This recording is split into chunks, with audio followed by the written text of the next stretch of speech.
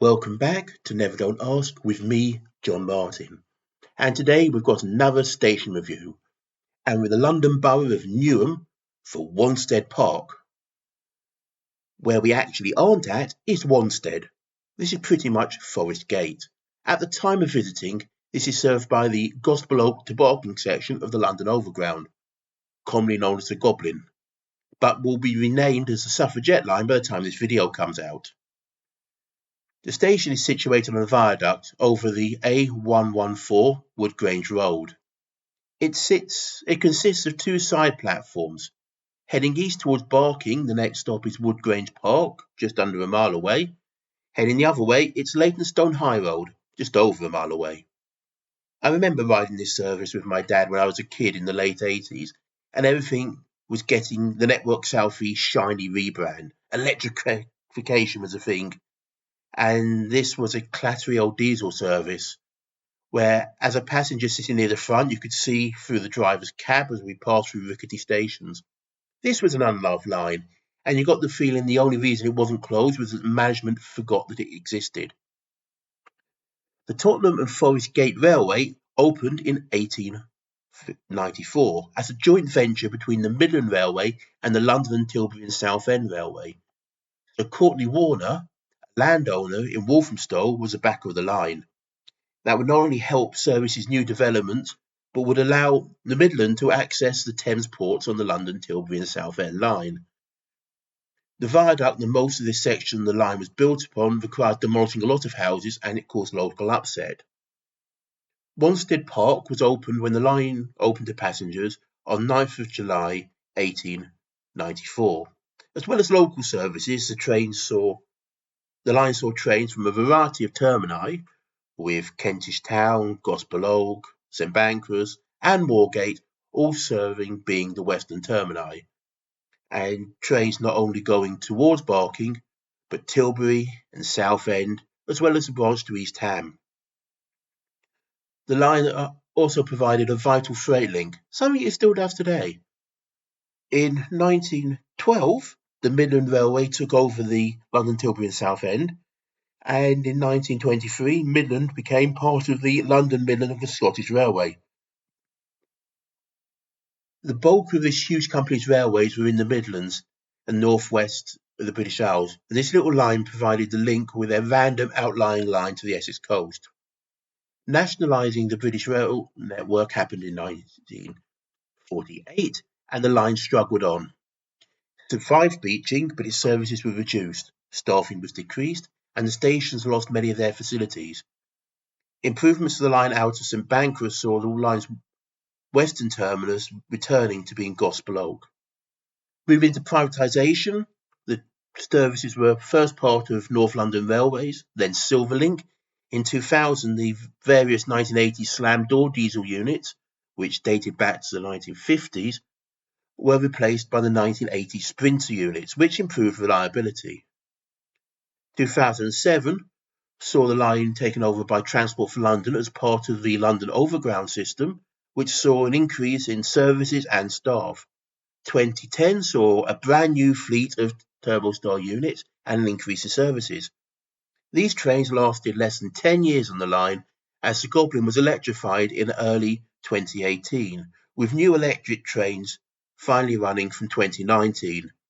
In 2022, the eastern terminus of the line was changed to Barking Riverside, the new extension.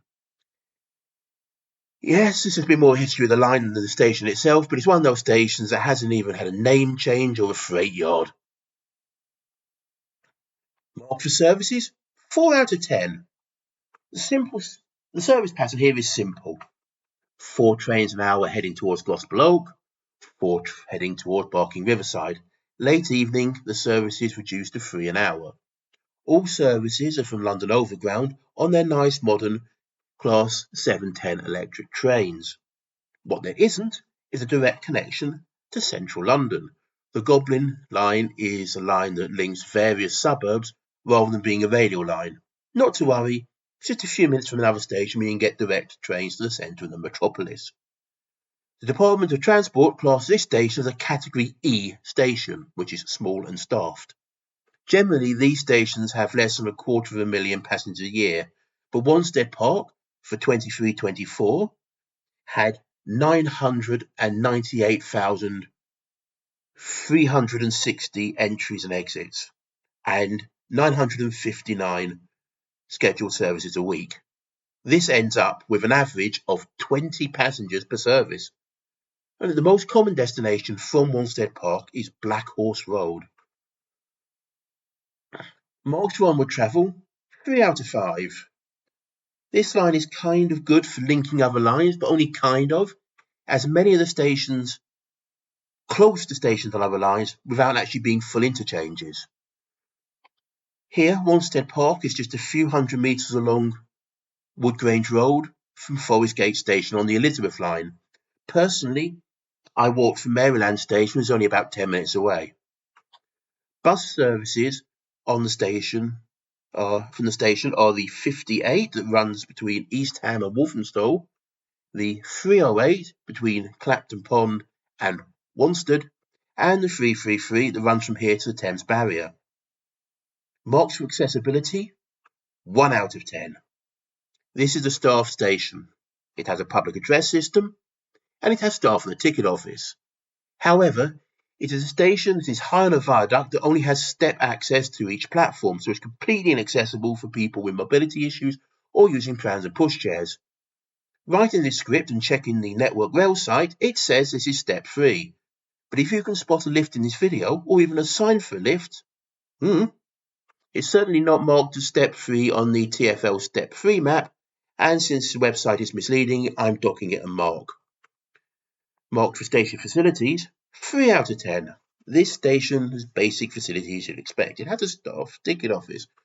It has ticket machines, some cycle parking, some covered waiting areas, seats on the platforms. The actual parts of the platforms in use are quite short, with the up platform towards Gospel Oak being 95 metres long and the down platform being 89 metres long. Marks for care and character, 8 out of 20. This is a pretty average station in a London suburb.